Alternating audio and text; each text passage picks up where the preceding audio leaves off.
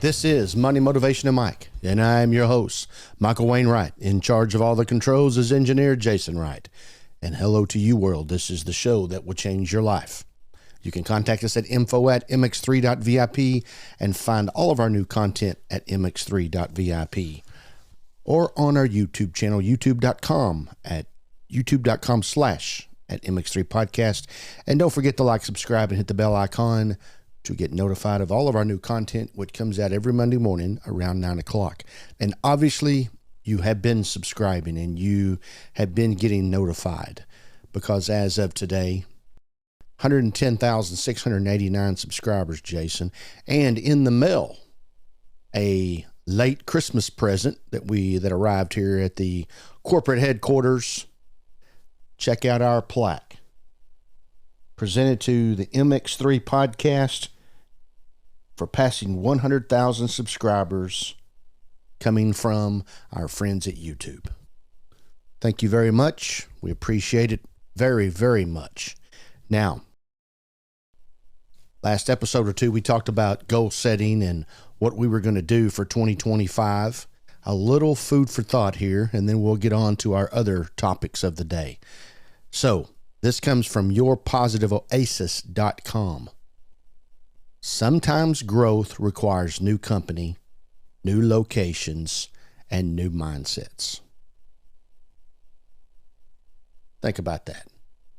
Sometimes growth requires new company, new locations, and new mindsets. Evaluate your surroundings, ladies and gentlemen. Evaluate your surroundings. All right. Also, here this last week, Jason, we buried the 39th President of the United States, James Carter, and it didn't go without some action along the way. One of the most iconic pictures that I had ever seen up to here last week with Jimmy Carter was the picture at the Mr. Speaker's funeral, Sam Rayburn from Bonham, Texas, back in 1961, that had President Eisenhower, President Kennedy, President Truman, and Vice President LBJ, soon to be president within the next couple of years, of course, after the assassination. Then we come to our picture last week, and I don't know, Jason, is it possible for you to pull that up and put it on? Yeah, I got it ready. Put it on the screen. And for you listeners, this is the picture of our presidents and vice presidents and spouses sitting on the first three rows of the funeral of President Carter. Now, I'm sure all of you have seen it. It is an iconic picture that will be around now for centuries to come. But there's some interesting things that happened during this funeral, or there the lack of actions and interesting things. President Biden and his wife sat next on the front row, sat next to the Vice President Harris, and her husband. Vice President Harris and her husband were already down, seated. Of course, the last person to come in would have been the President of the United States, Joe Biden. As they got down to their row and sitting next to Harris, they hardly even looked at each other, Jason. I did notice. Those who were in attendance, and of course the media in itself and the video that was rolled, never saw Joe Biden speak to Kamala Harris. Interesting stuff right there. All right.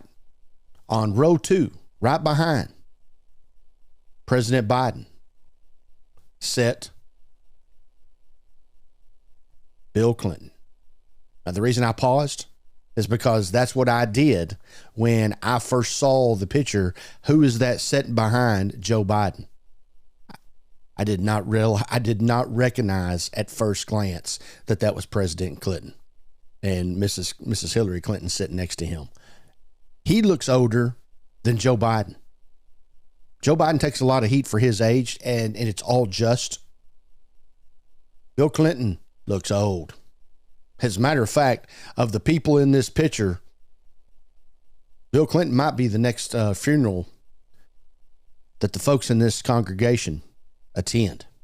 See, Bill Clinton is 78 years old. He's 4 years younger than Biden. He's the same age as the president-elect, former President Donald Trump. So that puts Biden's age into perspective. Yeah. Well, apparently Biden's makeup artist was doing a much better job than I guess Hillary was doing with President Clinton that morning. Next to Mrs. Clinton is former President George W. Bush, then Laura Bush. Next to her is President Obama.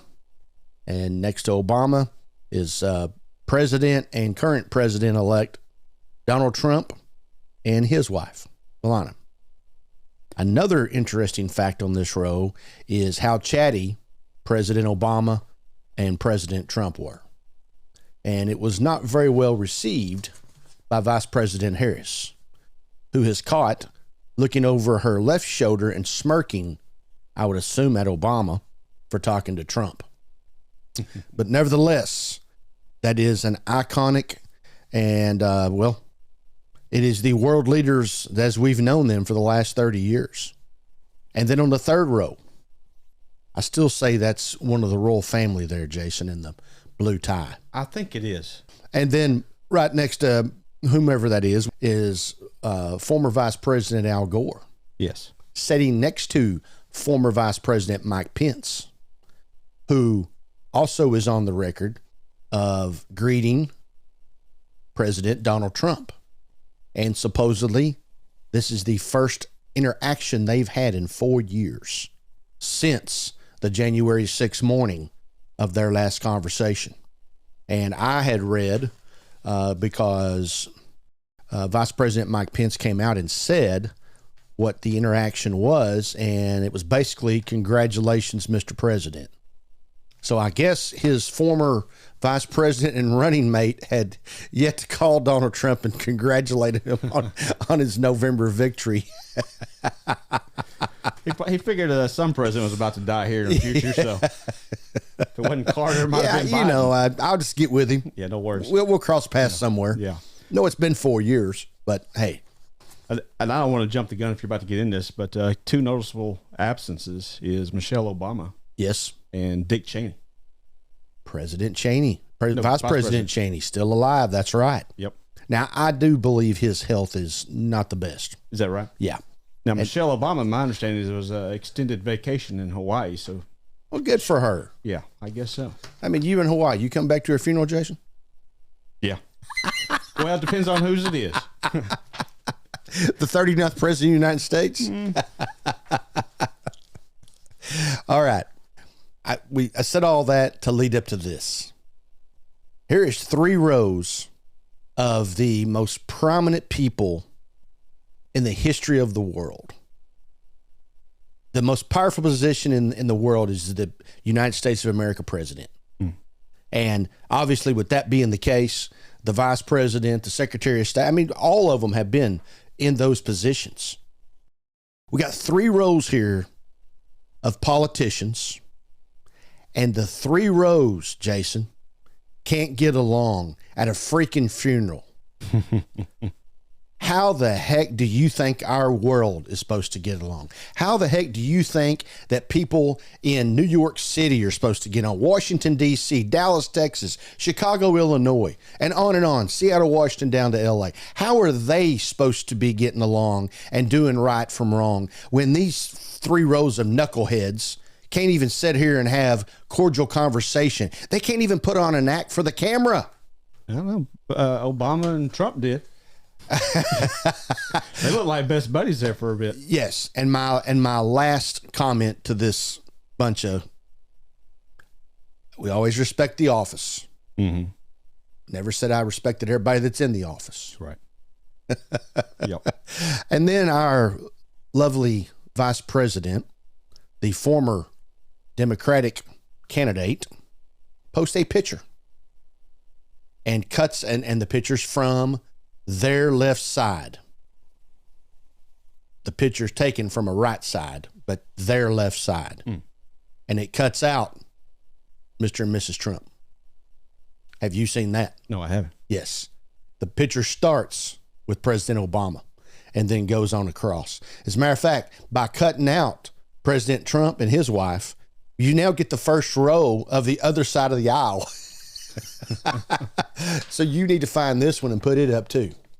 Okay. So here we are, a lady and a presidential candidate in the last election that was just decided 90 days ago. Can't even acknowledge her former running mate. Now, two things, shame on her. And I also point out the fact, and that's what we try to do on this show, is bring the facts. Trump takes a lot of heat for the things that he says. And he says a lot of things that I don't like as well. But here you go, the other side of the aisle, the Democratic side, saying basically they don't get involved in those kind of things. Now, she did certify the election on January the 6th without any hesitation. But it's so respectful that a man, the first ever person to be elected as president, go away and come back and get elected again. We don't even respect that. How can we respect each other? Mm-hmm. That's what's wrong, or one of the things that's wrong with what goes on up there. They can't even go to a freaking funeral and get together and hang out and fake the chumminess for 45 minutes. Whatever. And oh, by the way, just speaking of other people that were there, President Ford's son kind of gave a eulogy, talked about, and I don't know if you knew this, I did not know how good friends President Gerald Ford and President Jimmy Carter were. Yes. A Republican and Democrat. Of course, our lovely Mr. Gerald Ford has the distinction of being the only man who has, only person who was not elected to the President of the United States that was the President of the United States. And I got your photo there. I believe the one you were speaking of. There you go, brother. There you go. Yeah. You had not seen that picture? I haven't. How about that, sports fans? Isn't that that is honorable as we speak? Lovely. Wow. All right. More important matters, and something that seems to happen frequently in California, Jason, wildfires. And my last view of this, and we'll just go as of what most of our material is here right now through January the 12th, which is basically the day before this particular episode will be released. And now we're working on 5 days from January the 7th of the ongoing series of catastrophic affairs that has affected wildfires that has affected the Los Angeles metropolitan area and surrounding regions. Do you know much about Southern California, Jason? Been there once. That was with me. Yeah. Yeah. Actually, no, I guess I've been there twice, actually, because I once with you, once without you. Okay. Well, yeah. I'm sure the one without me was much more fun. So it was business, so there and back. Yes, sir. Yes, sir. Well, I know this area well, and I'm going all the way back to 1970, obviously several years before you were born. It was the first place that our family took a vacation. And, of course, our grandfather paid for all of it. So, nevertheless, I know the area pretty well and obviously have studied it. And there's not a city outside of New York, and frankly, probably not even New York, that's seen more on movies and TV and shows than any other city in the world than in Los Angeles.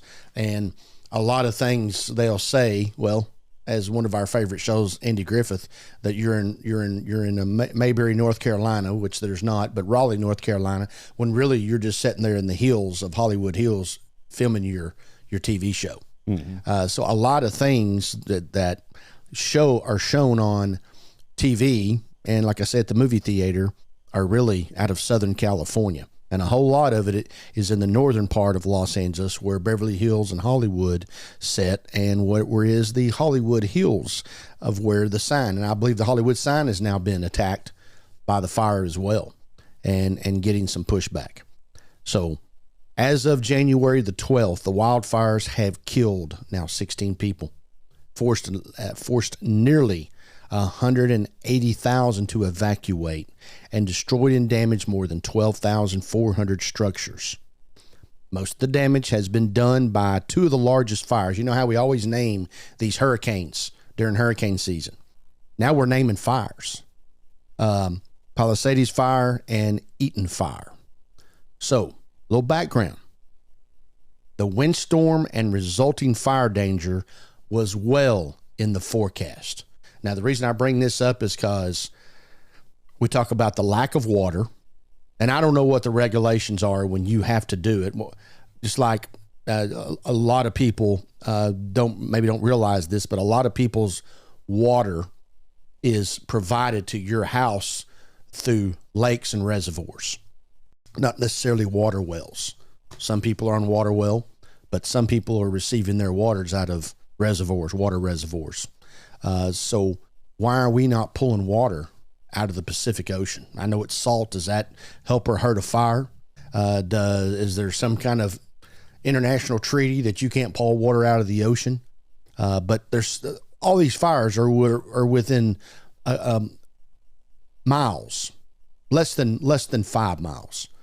Some of them all the way within hundreds of yards of the Southern California coastline. And we're not using that. And the reason I bring it up is because they're talking about the lack of water that they had, and lack of manpower. And we'll get into it here momentarily, but the windstorm and resulting fire danger was well forecast, as I say. On January the 2nd, the National Interagency Fire Center warned that conditions in Southern California fostered above normal significant fire potential. That same day, the local National Weather Service forecast noted that potential for intense fires and issued a fire weather watch. The next day, on January the 3rd, the Storm Prediction Center forecast a critical risk of fire weather that would occur on January the 8th or by January the 7th. And it did hit on January the 7th. All of this forecast, Jason, is it something where those things, it'll never happen to me? It's that's something that's just not going to happen. And you had looked up for me before we come on the air here, and we already know that's a dry area. There's a reason that they have fires where just like right here over the last couple of days in Oklahoma and Texas, just been hammered by snow, and in some areas up to 10 inches. And the reason I point out Oklahoma and Texas is because it is a very hot area during the summer. It's very hot in most cases. We've had our share of 80 and 90 degree Christmas days. But over the last 4 or 5 days, the Oklahoma, Texas area has been hit with major snow. Got 10 inches of snow. Obviously, that melts and puts into water. The average rainfall in Los Angeles is 14 inches a year. And the area I just talked about got 10 inches in the last 3 or 4 days.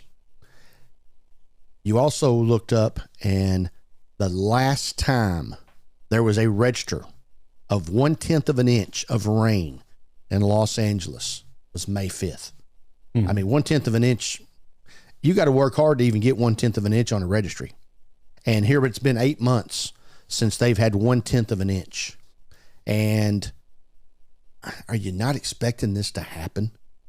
And then we'll go on here, and then with the winds and back on the drought and the dry vegetation. Obviously, those create dangerous conditions. You know, with many parts of Southern California experiencing severe drought.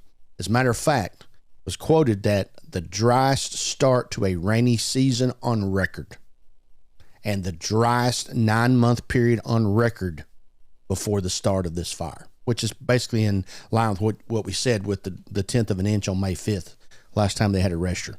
So you know that these things are coming. And then on the other hand, the drought followed periods of heavy rain, such as the rainy seasons of 23 and 24, which resulted in growth of your grasses, your shrubs, and your trees being bigger. I wouldn't say than normal, but very, very bloomed. And so you have more vegetation that can burn than obviously sticks and things of that nature. So following one of your heavy rain seasons, you get into a drought, and it just makes for a mess, which also then points the finger to your local and state politicians on what they have or they haven't done as leaders. But once again, if you got a handful of leaders at a funeral who can't get along, how can they do it in California? They just following the leader. Winds. The events included Santa Ana winds of exceptional intensity with gusts from 50 to 80 miles an hour. Now, what's our typical hurricane? 100? I think they started around 80 miles an hour. Okay. Populated areas such as Los Angeles, Ventura counties, including the San Gabriel Valley and the Los Angeles Basin, which in prior wind events has been protected due to their lower elevations. Higher elevations were predicted to experience even more extreme conditions, and they did. 80 to 100 mile an hour winds in those areas. I mean, that's hurricane-like, isn't it?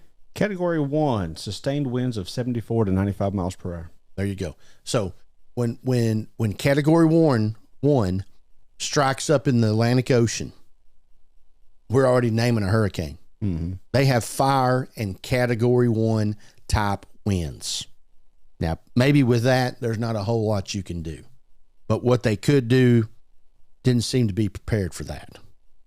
Now, as the jet stream crossed the mountain range of Southern California from north to south, mountain waves developed, accelerated the winds, and here it goes all over the Los Angeles Basin and other nearby lowlands. And that's how we got to where we are. It was almost like that perfect storm where it all come together at the wrong time, unfortunately. Here are some interesting contributing factors. The budget for the Los Angeles Fire Department was reduced by $17.6 million, which is 2% of the Los Angeles annual physical year-end budget. On December the 4th, virtually 1 month before the fires broke out, L.A. Fire Chief Kristen Crowley said that the reduction has adversely affected the department's ability to maintain core operations and that the $7 million reduction in overtime hours has severely limited the department's capability to prepare for, train for, and respond to large-scale emergencies and affected inspections of residents and brush clearance. That was also in quotes from Fire Chief Kristen Crowley, which I thought was unique. Female fire chief. You don't see those every day. Okay. In preparation. Now, I've heard mixed reviews or mixed comments on this particular deal, but obviously here's the fire chief. She knows her budget. She's the one that presents it to the city council. She knows her budget, and she's on record quoting about what this reduction has done. On January the 6th, California Governor Gavin Newsom, everybody's favorite governor, stated he would delegate 65 fire engines, 7 helicopters, 7 water tenders, and 109 workers to fighting wildfires that arose. Would that particularly do anything with what they had coming? Now, to Governor Newsom's defense, he did not know what was coming, but there was lots of signs like what we've already went over. Okay, Mayor of Los Angeles, Karen Bass, warned residents that the windstorm could become one of the harshest in more than a decade, and cautioned them to avoid wind-downed power lines. Southern California Edison, the area's primary electricity provider, proposed to cut off power to some customers to prevent faulty equipment. Now, I thought that was funny. We got faulty equipment. I guess maybe they're talking about your equipment in your home, not up to code, because it's been grandfathered in from 1982. I took that as faulty equipment within the power company, but maybe as I sit here and think about it, maybe it was your faulty equipment within your home. But it's still shut off 400,000 of its 5 million customers had power disruptions. San Diego Gas and Electric also would cut power before the onset of the extreme weather. So a lot. And the wildfires, Jason, are immense. I mean, I'm sitting here looking at 2 pages of different areas that are in the hundreds of acres in each one of these areas. And the contained dates on most of them still exist. And you got structures, just thousands of structures that have been destroyed that we are going to talk about here momentarily. The economic impact. J.P. Morgan estimates and published on January 9th that the insured losses from the fires were projected to exceed $20 billion, which would set a new record for wildfire-related insurance claims in U.S. history. Now remember, this fire's still going on, so this figure could substantially surpass the previous record of $12.5 billion in insured damages set by the 2018 Camp Fire. The total economic loss, and of course, this is now you're getting into jobs and buying groceries, etc. The total economic loss of $50 billion was projected by J.P. Morgan. They also predicted that could go to $57 billion.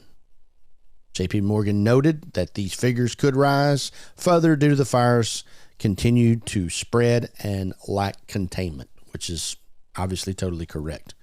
Now, the projection there was that it was going to exceed $20 billion, all right, and then economic loss up to $50 billion to $57 billion, and I thought that was interesting that the largest one to date was only $12.5 billion.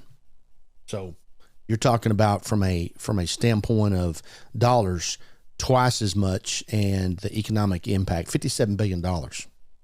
Wow. Several celebrities. I got to get on these celebrities here for a minute, Jason. Several celebrity houses burned down in the wildfires, including some of the homes such as Mandy Moore, Carrie Ewells, Eugene Levy, Billy Crystal. Forgot about him. Him and his wife had lived in their home for 5 decades. Paris Hilton, Adam Brody, Anthony Hopkins, Jeff Bridges, John Goodman. Now, this particular article says James Woods, and you saw him on TV, but I believe his house was saved. It was. It was. Did you look that up? Yeah. Okay. Yep. Mel Gibson, Dinah Warner, Ricky Lake, and Ed Harris. The historic home ranch of Will Rogers was destroyed. Will Rogers' family gave that ranch to the state in 1935, and it became a national park. That's how long that ranch has been standing. Now, not necessarily the people that I just named off, but what I thought was quite interesting is these Hollywood movie stars who obviously have a major platform to be able to get on and talk about their causes, which they do, always jumping up and down about how the government doesn't help the poor and doesn't give, frankly, in my opinion, create another social program so more money can be given out, and how high homeless is in Southern California, and it is high for whatever reason, they're the first ones to jump up and down and want to know what the federal government and the state government is going to do for them. Have you heard that? No. They're jumping up and down because the mayor didn't do enough and the governor didn't do enough. And what are you going to do for me? Go look that stuff up because that's where it is. All right. And remember out there in Southern California, Jason, they're open to all people, everybody, legals, illegals, the whole kit and caboodle, as everyone knows. And they all just get along. They're all for one another. Just like I say, the movie stars trying to help out the poor, but now they want their own hand. Get this. During the fires, now, LA area landlords raised the cost of rent substantially by an average of 15 to 20%, with many rents almost doubling, causing many newly homeless to have difficulty finding somewhere to stay. All right. So things are burning down. Obviously, supply and demand. Housing all of a sudden just shrunk, so we're going to go up on what we actually have. Interesting stuff. By the way, this was in violation of the California price gouging laws, which prevented an increase of more than 10% during an emergency. So we'll see how all that plays out. As I already said, the death toll was up to 16 that were attributed to the wildfires. And out of the 16, 11 of the deaths were attributed to the Eaton fire and the Palisades fire. Palisades, isn't it? Palisades, I'm sorry. Palisades. Yeah. Said that wrong. The Palisades Chapter High School engulfed in flames. Palisades Chapter Elementary School. Pasadena Jewish Temple Center gone. CBS News journalist Jonathan Vagalotti reported that most everything is gone in downtown Pacific Palisades, a side of the local mall, and described the damage as beyond comprehension. Little side note here, due to the extreme winds and fires, Universal Studios shut down, Jason. Universal Studios, Hollywood Park, the City Walk, all shut down. The 31st Annual Screenwriters Annual Screen Actors Guide Awards canceled their announcement of their nominees as well. Lots of things were shut down. Now, why I mentioned Universal Studios, and I haven't done my research on seeing how many times they have been open and closed, but I remember during the pandemic that the only time Disneyland had closed down was during the JFK assassination. So up until the pandemic, from 1955, Disneyland had closed for one day. And now, obviously, Disneyland is on the other side of Los Angeles, miles away. Not to say that they're not getting some of the bad air out there right now, but for the most part, probably safe over in Orange County and Anaheim, California. Regardless, prayers, thoughts, and everything else that you can think of are with people in Southern California. A whole lot of people being affected. A whole lot of people that don't know where tomorrow's going to hold, and I was sitting there thinking about, you're standing there watching your whole life go up in flames, literally. Yeah. When we use that cliche, but it literally happened to these people. And like I pointed out with Billy Crystal and his wife, 5 decades. Yeah. I mean, you've got some. Not only have you acquired some heirloom quality stuff, you had acquired some from your previous parents and grandparents that now no longer exist. So it's just tough times out there, and it will be, I don't know the word, but it'll be interesting to see what it looks like after they get all the fires put out and they go through there in the damage. And several years ago, up in Northern California, close to the wine countries, where they had their fires break out, And I know a lot of those fires going all the way back to 2011, and you would see those towns, they were gone. I mean, the only thing standing was the brick that did not burn. Everything else around it was gone. So unfortunate situation there, and hopefully we'll get these fires under control. I know that they're working day and night. I also know that it's very discouraging to fire departments when they pull up to a fire hydrant and there's no water. Yeah. I don't know how that happens, but it is California. And that's not making a joke about California. That's just the way it is. Yeah. Well, a lot of policies that leave a person wondering if they're going to rebuild there. Yes. That prevent, and on the other hand, there are so many fires that happen in the California region that you now have private firefighting companies. You aware of that? Mm-hmm. So we have some of these movie stars that are griping because they're not getting enough help. And then we have other people complaining that some of the, let's just say more wealthy in the area had their own private firefighter companies come in and protect their homes, which in return, they took water away from other situations because they're tapping into it too. But nevertheless, I guess if you can afford for your own firefighter team to come out and there's going to be a fire every 12 months, might be a good idea. Yep. It will also be interesting to see, you think, oh man, that's way out there in California and I live over here on the East Coast. Wait till those insurance rates come up the next time around. Because the same companies that you use are the same companies they use in California. And they got to make up for that loss somewhere. So when you talk about Southern California being impacted, it will eventually impact everybody. Not necessarily obviously with death and losing a house, but there'll be a financial impact to all those involved. A lot of these insurance companies, they only have to keep X amount of dollars on hand. Reserve? Yeah. In the escrow?